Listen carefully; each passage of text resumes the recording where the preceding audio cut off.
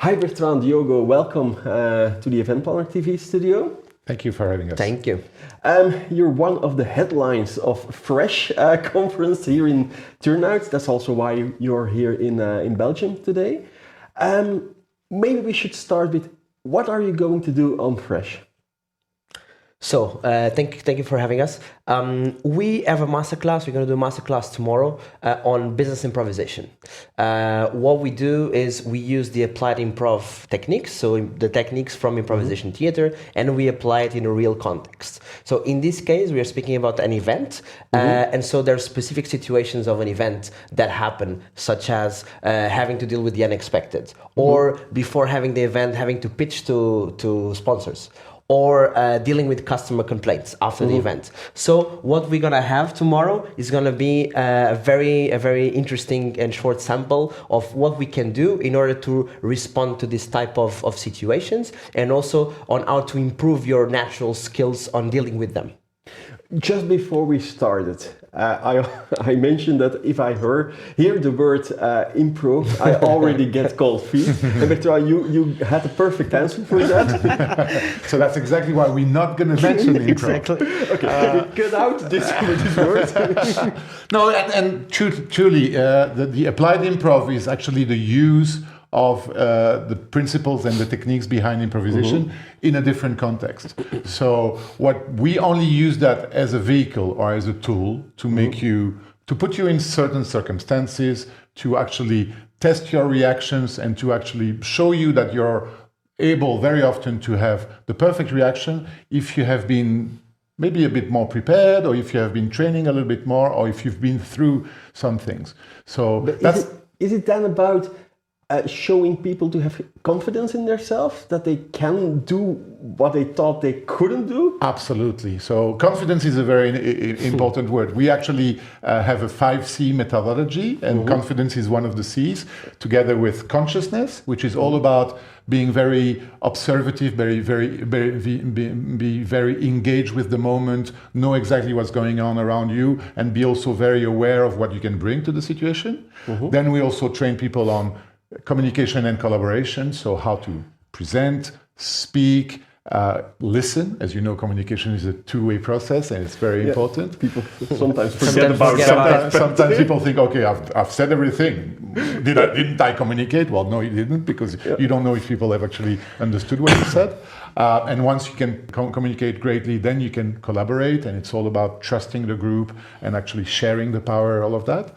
And the final C that we work on, which is also very important for event planners and organizers, is creativity. So there's also different types of creativity. It's different if you want to do complex problem solving, or if you want to have a very intuitive, natural reaction.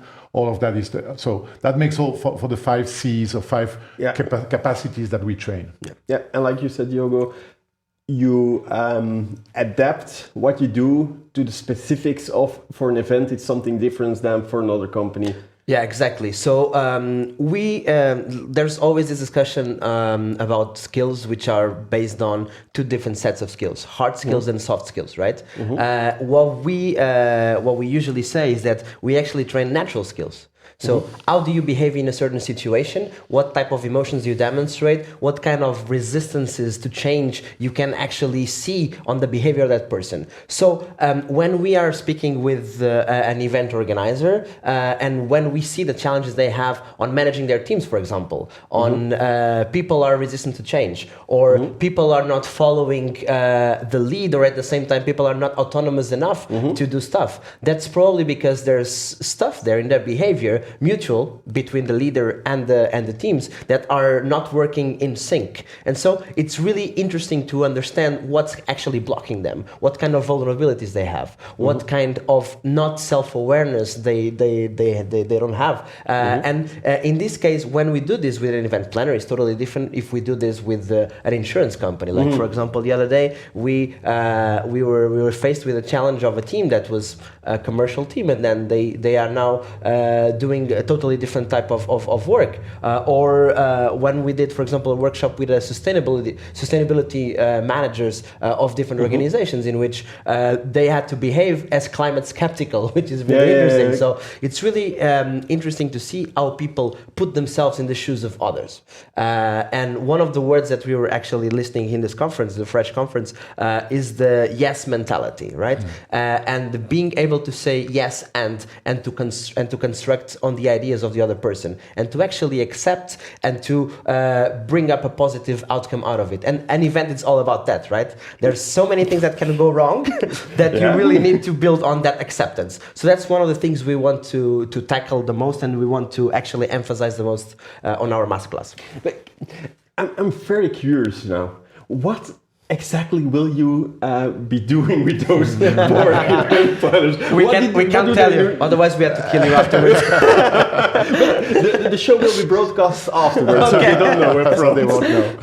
No, as we said, we're going to put them in situations which can be when we're going to ask them to react or to be.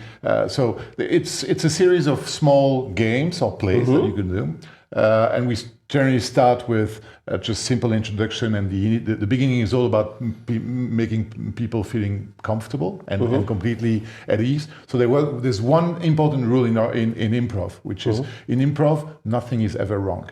We are improvising, we can do exactly what we want, and we can decide if what is right or what is not, and we can correct. So people start to feel at ease, and by doing that, they also tend to drop their mask or their natural defenses and become more loose and more authentic. And then we put them in situations, and it can be games where we create a chaos situation where you have to be very aware of what's happening around you if you want to be in the game. That sounds like something that could happen at events. Completely. Yeah. Exactly. It can be a game where you will be having a conversation or maybe more an argumented conversation. So you have to convince somebody else, but with specific rules. For instance, one of the rules we do when we want people to try to have this yes or yes and attitude is to say, okay, now you're going to convince your friend about something, but you cannot say no, and you cannot ask a question to the other person. Because it's always this type of thing when you're in a meeting, for example, there's always this yes but or the no but type of answer, and what we want to avoid is exactly that. It's really there's a lot of ways of argumenting and a lot of ways of you showing your point, but by accepting the other people's opinion. And by the way, if you put your mind on that type of synchronicity, probably you're going to be more positive, and your positive thinking is going to be always present. And that's what we try to pass to the audience as well. And so at the end of the session, what we do is that we do that eye-opening moment where people realize they've experienced things or they've been able to react in a way that they didn't think was in them. We try to basically open locked doors inside people, right? And we explain, look, in this situation, what you just did in this little theme, you can actually apply this in your day-to-day work. You do not only do the exercise, but also discuss what happens and what you can learn. Exactly. So of course, we have a 1.5 hour masterclass, so it's going to be a really short sample of things we can do. When we actually work with a company and we do sessions, which can be sometimes even during 3-4 months, where we really try to embed some different cultures and different capacities. It's very important for us to do those. At the end of each session, obviously, we do the debriefing and explain how they can use these new techniques or these new way of reactions that they've learned. But we also like to sit with the management or the people that organize the training every 2 or 3 sessions and say, how is it going? Do you feel already a different atmosphere or a different way of reacting in your team? So for us, when you do a training, and if you order a training from a company, same as same as for an event, you expect to have a return on your investment, right? Yeah. So it's about I'm going to invest so much, what I'm going to gain from it. So for us, as Diogo explained, very important that our training is customized to the customer's specific situation, and it's also very important that we ensure that there is a return on and there is really application of what we've been and I would teaching. add something on it, which is the fact of if we are doing it, it's to add relevant tools for day to day, right? Otherwise, it's not going to promote any type of change. So we can do it in two ways. For example, with event managers, we can train their teams, or we can be embedded in their events, right? And if we want to do this in a more sustainable way, and if we want to train the teams, it's the follow-up is very important. Because it's with the follow-up that you actually see this to change. So we act as well as type of mentors on the type of analysis of their behavior, and see where the blocks are maintained, where are the stuff that are actually improving, and always being very specific on what is the C that you want to work on, because it's impossible to work all the C's at the same time. So there's, for example, situations in which communication and collaboration come together. There's situations in which your lack of consciousness doesn't allow you to be as confident as you should be. So it's really important to be specific on the challenge of the person and on the challenge of the team. Okay, guys, great. Thank you for coming over. Good luck with your session at Fresh over here. And you're obviously invited to come to our masterclass and experiment for yourself. But now I know what's going on. Thank you so much. Thank you so much. And you at home, thank you for watching our show. I hope to see you next week.